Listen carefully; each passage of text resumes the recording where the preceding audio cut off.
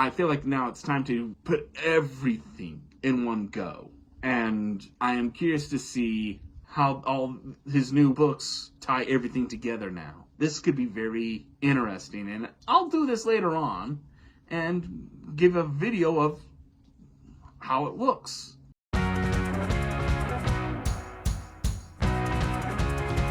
Hello and welcome to the pond. I'm your host, the Bullfrog, and you just saw that clip.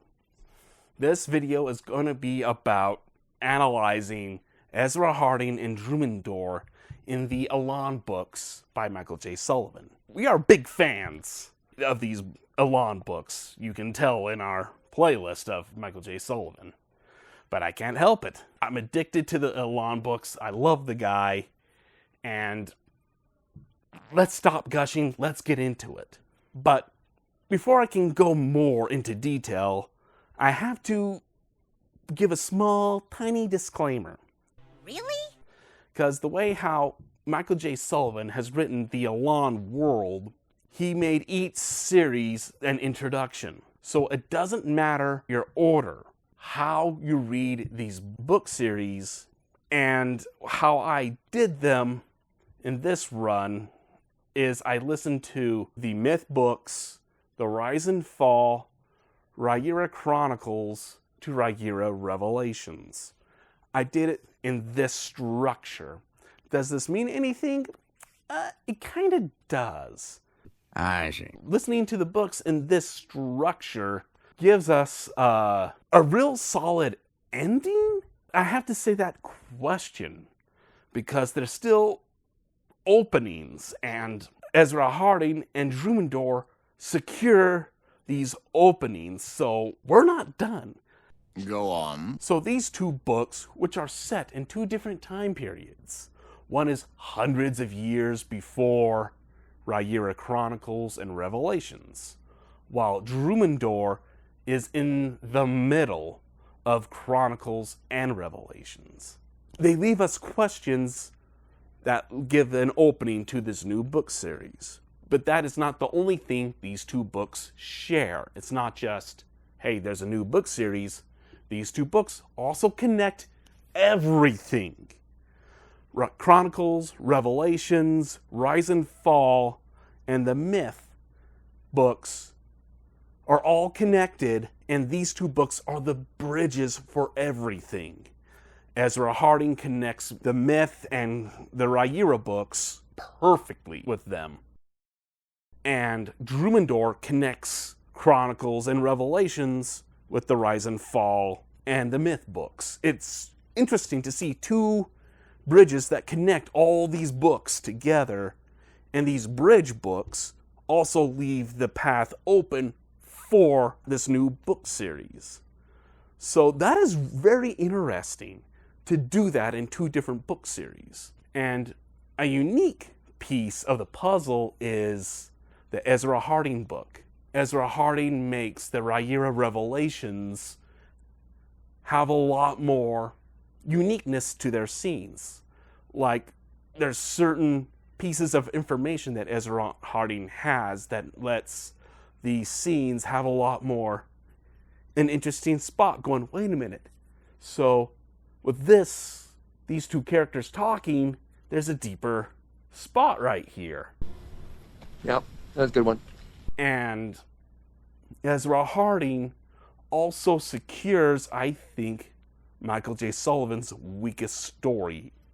Because out of all the Elan books, I think Death at Dogoth is his weakest piece.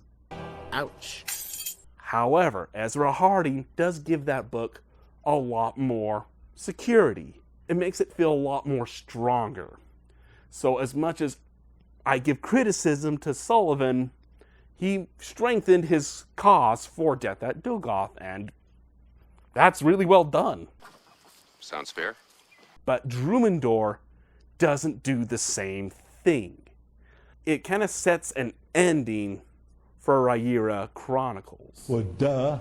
But at the same time, Drumindor is part of Sullivan's Chekhov's gun. You see a rhythm of that in the Age of Myth books. There's like one or two points in the book series show that there's something there, but you don't see that something until you get to the trilogy of the Rise and Fall, but it's more shadowy, you don't see it as well. But once you hit Chronicles and you have Drumindor, it kind of sets in stone that there is a pattern and that there is Chekhov's gun. Fire! Then this new book series coming out that Sullivan's gonna write, I think that's when Chekhov's gun is gonna fire. This kind of relays more to why I had to discuss me listening to these books, because it's me seeing this pattern with Chekhov's gun. And I don't think it would be as secure if you listen to Rhaenyra Revelations down to myth. I'm not saying that's the bad path, far from it. I could probably gain unique information if I go down in this other way. It probably builds Chekhov's gun a lot more subtle in that regard, or adds more mystery. I don't know. I probably need to see these books in that order. Yeah, there's a lot more here. And it's kind of obvious that Drumindor and Esra Haddon gives a lot more importance to the Elan world. And Sullivan has really banked on these books. And he did good, in my opinion. And it really connects all of Elan to fit nicely with everything. I just need to have Elan set in stone, which means we need that last book series, Sullivan. And I would like to see it. Of course, we may have to wait a while.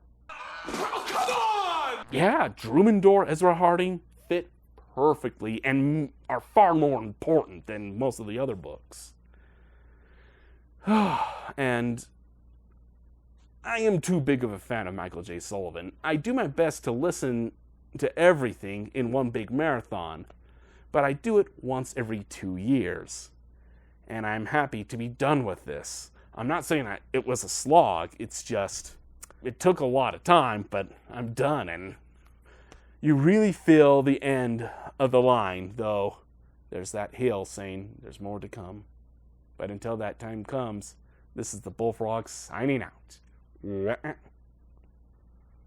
You've lost your mind. You've lost your Charlie.